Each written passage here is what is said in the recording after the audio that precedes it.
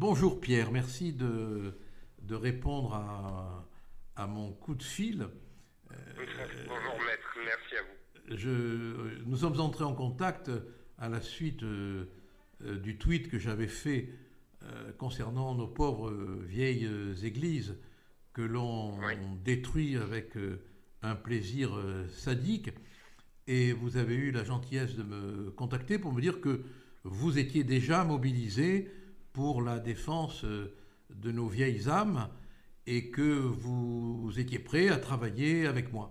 Alors, votre oui. expérience m'a intéressé et je serais content de pouvoir la faire partager parce que c'est rare, effectivement, hein, que des citoyens ou que des citoyennes se mobilisent pour sauver finalement. Alors, qu'on soit croyant ou pas, au-delà, il demeure pas moins que c'est notre patrimoine, notre histoire, notre sensibilité, notre visibilité historique qui est en train d'être détruite, hein, assassinée. Alors racontez-moi comment vous avez pris conscience du phénomène de la disparition. Alors moi il y a un aspect un petit peu différent, c'est que je suis très attaché à la culture religieuse, étant moi-même catholique pratiquant. J'ai une chapelle à 2 pas de chez moi que je regarde d'année en année être délabrée par le temps sans que personne n'intervienne. La mairie, c'est clairement pas sa priorité. Donc j'ai été alerté il y a à peu près un an sur l'abandon manifeste d'un grand nombre d'églises et de chapelles sur le département. Oui, Euh, J'avais 2 thèmes qui me préoccupaient à ce moment-là, c'était la santé et le patrimoine religieux et culturel. La département est, le département de la Mayenne est vraiment un département historique.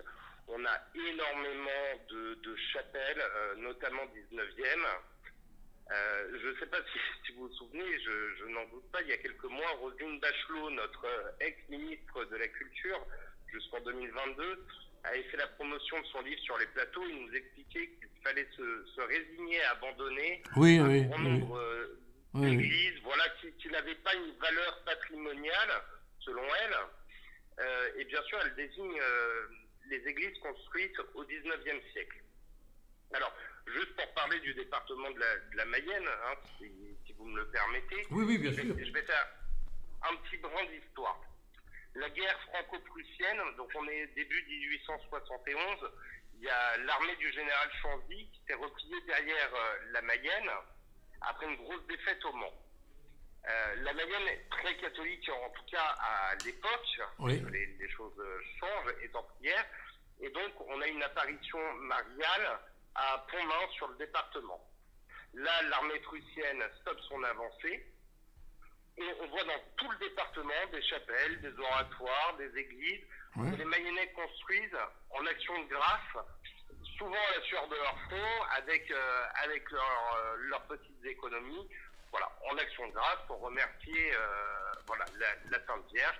Donc il y a une valeur religieuse très forte sur le département et surtout historique. Donc oui. ces églises, même si beaucoup n'ont pas été élevées au rang de monuments historiques, elles mettent leur empreinte dans l'histoire du pays. Donc pour moi, la valeur patrimoniale de ces églises, de ces chapelles, est indiscutable. Oui, bien Et sûr, oui. puis de l'autre côté, pardon. Oui, non, c'est évident, oui, oui, c'est évident, oui. Voilà, bon, c'est historique. Et puis, il y a la loi. Vous êtes bien placé pour le savoir. Il y a la loi de 1905. Alors, cette loi, on nous la sert à toutes les sauces pour rappeler le principe de laïcité. Hein, c'est très bien. Mais la loi de 1905, c'est pas simplement ça. C'est pas aussi simple que ça. C'est aussi l'entretien du patrimoine religieux.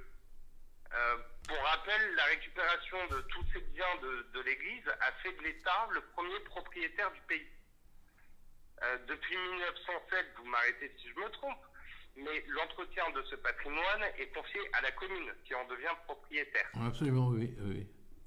Alors, très vite, les biens immobiliers qui n'ont pas été sacralisés commencent à être vendus, voilà, au profit des communes. Et une église, si elle appartient à la commune, elle ne peut pas être vendue ou détruite sans la désacralisation bah, qu'il a fait passer de sacré à un simple bâtiment. Oui. Je ne sais pas si je suis assez clair. Oui, tout à fait, tout à fait. Donc, il faut donc une complicité en quelque sorte du clergé. Voilà, ça ne peut pas se faire sans l'intervention de l'autorité ecclésiastique locale, donc c'est l'évêque généralement Voilà, oui. qui donne sa permission. Ouais, ouais, ouais, Alors, bon, on a un problème avec le temps qui agit sur ces édifices comme n'importe quel bâtiment, et ajoutons à cela un siècle de gestion plus ou moins aléatoire en fonction des communes, des départements et de l'idéologie ambiante. Aujourd'hui, le résultat, c'est qu'on a sacré l'église qui sont menacées en France. Voilà. Et il faut bien reconnaître que tout le monde s'en fout. Tout le monde s'en fout. Ah ben, à part alors, vous... Quand on alerte un petit peu, les gens prennent conscience. Oui, ils réagissent. Ça, j'ai vu, je m'en suis rendu compte à la suite de mon tweet.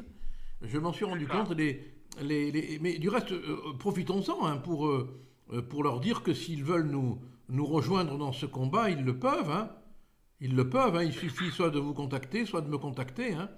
Nous, on est... Ils sont plus que bienvenus. Alors, moi, j'ai été un petit peu surpris dans tout ça. C'est que les associations de sauvegarde du patrimoine sont très timides quand il s'agit de patrimoine religieux. Voilà, il y a un malaise, un mal-être ambiant quand il s'agit d'église. Il y a des bras de fer qui sont souvent... Mais on est dans un contexte antichrétien. Il faut culturellement antichrétien, idéologiquement antichrétien. Et malheureusement, les chrétiens, culturellement, je dis bien, ne réagissent pas, ou très peu. Et c'est quand même tout à fait dommage, parce que c'est non seulement un signe de foi qu'on efface, mais c'est aussi un signe d'histoire, les deux étant étroitement liés. Vous connaissez, maître, le principe de victimisation. Voilà, on fait culpabiliser les Français d'être Français, les chrétiens d'être chrétiens, et voilà. Malheureusement, beaucoup sont pris dans l'étau de la bien-pensance. Voilà, ben écoutez, on va avoir pour mot d'ordre, et on se moque de personne, hein, parce que nous on est chrétiens, on est gentils, hein, bon, hein, touche pas à mon clocher, hein, d'accord?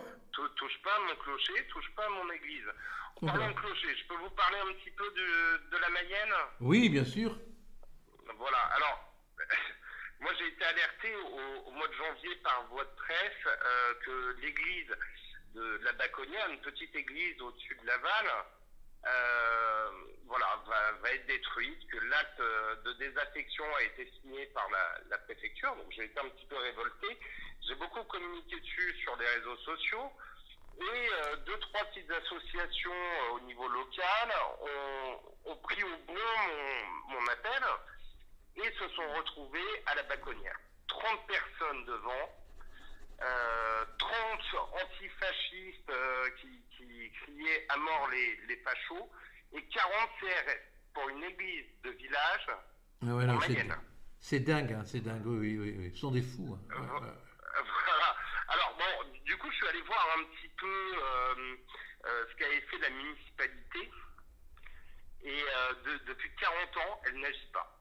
En 2019, on a eu la tempête Miguel qui a fragilisé la structure de l'édifice qui aujourd'hui menace de s'effondrer. Et j'ai eu accès au PV du conseil municipal. Alors, je suis remonté jusqu'en 2019, à peu près à ce moment-là. Et c'est édifiant. On cherche des subventions, on prend des décisions, on revient sur les décisions, on fustige l'ancien maire, évidemment. On met un an à installer un filet de sécurité pour sécuriser la zone. On fait des devis, puis des nouveaux devis, et puis finalement c'est trop lourd. C'est vraiment un cercle sans fin dans lequel l'évêché a essayé de résister. Puis finalement, ils ont accepté la désacralisation et la démolition est actée par Madame le Préfet. Une deuxième église, ça a été encore plus rapide. L'acte de désaffection à Saint-Île a été signé. 8 jours après, j'apprends dans la presse, les bulldozers sont arrivés ce matin. On n'a même pas eu le temps de réfléchir. Et après, je suppose qu'on fait des opérations immobilières, non?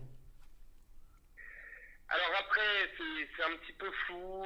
La mairie de la Baconnière parle de salle communale. Imaginez quand même un village de 400 âmes.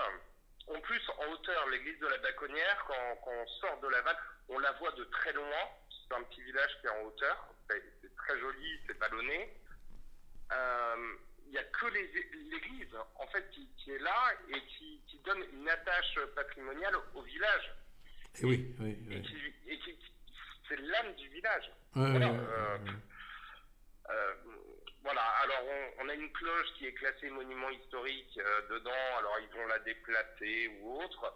En revanche, j'ai réussi à voir même le préfet. Je lui ai rappelé que la loi leur imposait donc l'entretien de cet édifice, qu'ils n'ont rien fait depuis 40 ans, et je suis bien décidé, s'ils n'engagent pas les bulldozers d'ici demain, à réagir, et voilà, peut-être une réponse juridique, mais ça c'est vous qui pourrez oui, on va s'en occuper de ça aussi.